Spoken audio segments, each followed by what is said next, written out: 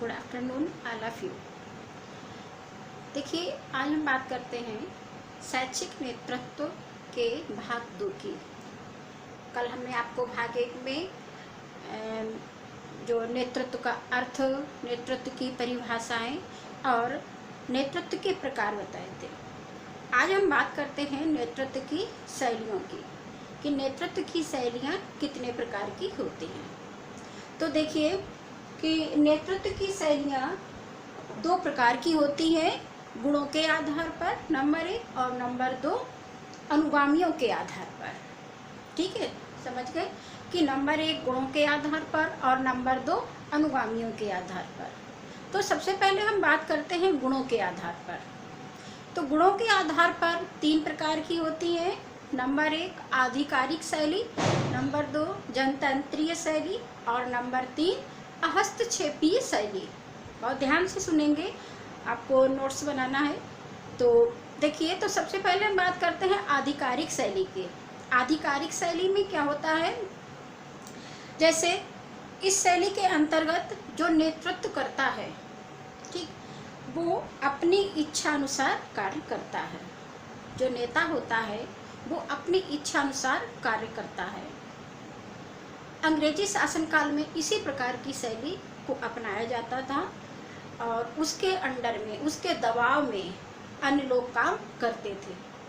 जैसी उसकी मर्जी होती थी वैसा अन्य लोगों से काम कराता था, उन पर दबाव बनाता था। जिस तरीके से वो करवा पाता था, तो अपने दबाव में काम करवाना मतलब आधिकारिक शैली, मतलब हमें अधिकार है, हम करा सकते हैं काम, ठीक है, चाहे हमें उसके लिए कुछ भी करना पड़े। तो ये आधिकारिक शैली थी। हमारे हिंदुस्तान में, भारत में इसकी थोड़ी बहुत झलक देखने को अभी मिल रही है, ठीक है। और आगे जो है बहुत विस्तार से नहीं बता पाएंगे, बहुत लंबा वीडियो हो जाएगा, तो आपको डाउनलोड करने में दिक्कत होगी। तो हम आपको एक एक लाइन में बताते चले जाएंगे। दूसरी है जनतंत्रीय शैली, ठीक है। तो जनतंत्रीय शैली में क्या होता है कि जो जनता होती है और नेता दोनों आपस में तालमेल करके आम राय करके, लोगों से बात करके, प्रजा से बात करके और कार्य को संपन्न करते हैं। प्रजा जैसा चाहती है वैसा वो काम करते हैं।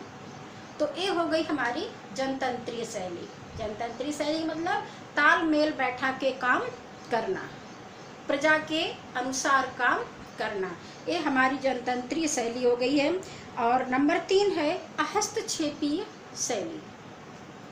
हस्तक्षेपीय शैली में क्या है कि देखिए, नेता क्या करते हैं कि अपनी कमियों को छिपाने के लिए, अगर नेता बना दिया गया है, किसी को भ्रष्टाचार करता है, तो वो अपनी कमियों को छिपाने के लिए दफ्तरों के चक्कर लगाता रहता है, इधर उधर फाइलों को ले जाता है, अपनी कमियों को छिपाने के लिए उसी में लगा रहता है, ताकि हम पर जो आरोप लगे हैं तो वो गलत साबित हो। तो इनके लिए कोशिश करता रहता है, ऑफिसों के चक्कर लगाता है, अधिकारियों के चक्कर लगाता है, अपने से जो सीनियर हैं उनके पास जाता रहता है। तो अपने नेतृत्व के पद का वो सही तरीके से उपयोग नहीं कर पाता है, लोगों का हित नहीं कर पाता है, अपने में ही वो लगा रहता है। तो ये हमारी थी कौन सी, गुणों के आधार पर 3 प्रकार की शैलियाँ, आधिकारिक शैली, जनतंत्रीय शैली और हस्तक्षेपीय शैली। आगे हम बात करते हैं अनुगामियों के आधार पर शैली। तो देखिए, अनुगामियों के आधार पर शैली में क्या है, ये भी 3 प्रकार की होती है। उसमें नंबर 1 होती है आदर्शात्मक शैली, नंबर 2 व्यक्तिक शैली और नंबर 3 व्यावहारिक शैली। इसमें आदर्शात्मक शैली सबसे पहले किसके, अनुगामियों के आधार पर लिख देते हम हैं कि नंबर 2 अनुगामियों के आधार पर।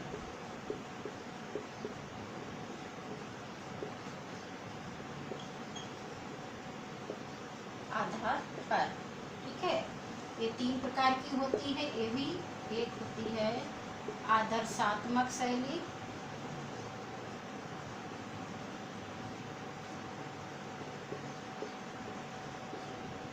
ठीक ठीक है।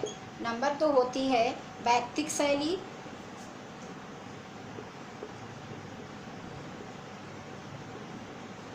और नंबर 3 होती है व्यवहारिक शैली।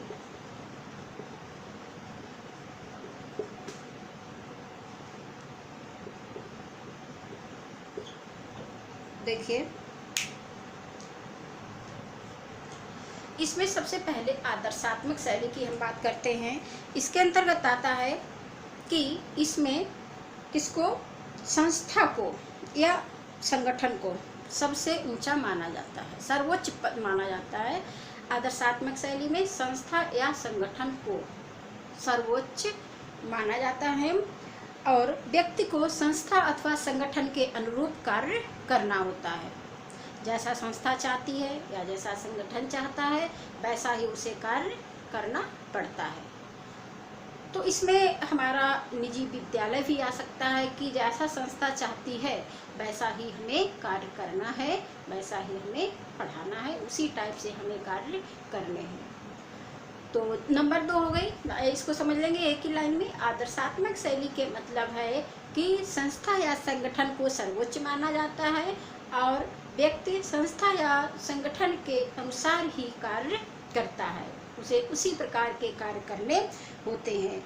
इस शैली का व्यक्तिगत मूल्यांकन भी किया जाता है, क्योंकि जो काम दिया जाता है तो उसका व्यक्तिगत रूप से मूल्यांकन भी किया जाता है संस्था अथवा संगठन द्वारा। दूसरा है आपका व्यक्तिक शैली। इसमें व्यक्ति को प्राथमिकता दी जाती है। हमारी आदर्शात्मक शैली में क्या था, संस्था और संगठन को प्राथमिकता दी जाती है, और हमारी दूसरी थी व्यक्तिक शैली। व्यक्तिगत होता है तो इसमें व्यक्तिगत पर्सन को इसमें प्रमुखता दी जाती है। इस बात का ध्यान रखा जाता है इसमें संस्था अथवा संगठन व्यक्ति की आवश्यकताओं की पूर्ति करता रहे। व्यक्ति को जिस चीज़ की आवश्यकता है वो संस्था अथवा संगठन उसको पूरा करे, तभी व्यक्ति काम को सही तरीके से कर पाएगा। तो इसमें देखिए, ये संगठन व्यक्ति को महत्व देता है। संगठन या संस्था, कुछ भी मान के चलिए, संस्था हो या संगठन हो। संस्था के मतलब हो जाएगा आपके विद्यालय, क्योंकि हम शैक्षिक नेतृत्व पढ़ते हैं तो हमारे दिमाग में विद्यालय की बात जो है वो दिमाग में रहनी चाहिए। शैक्षिक नेतृत्व तो शिक्षा का नेतृत्व करने वाला, ठीक है। अगला है हमारा व्यवहारिक शैली। इसमें क्या है, इस शैली के अंतर्गत संस्था व व्यक्ति दोनों को प्रमुखता दी जाती है, ठीक है। संस्था और व्यक्ति दोनों को प्रमुखता दी जाती है, इसीलिए इस शैली को सबसे महत्वपूर्ण शैली कहा गया है।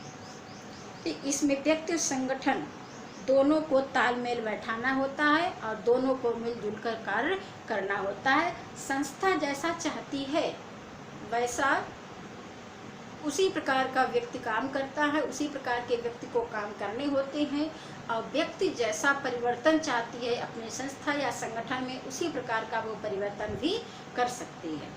तो ये आज का आपका टॉपिक था, जिसके अंतर्गत आपने पढ़ा है कि शैक्षिक नेतृत्व में नेतृत्व की शैलियाँ। नंबर 1 गुणों के आधार पर, नंबर 2 अनुगामियों के आधार पर।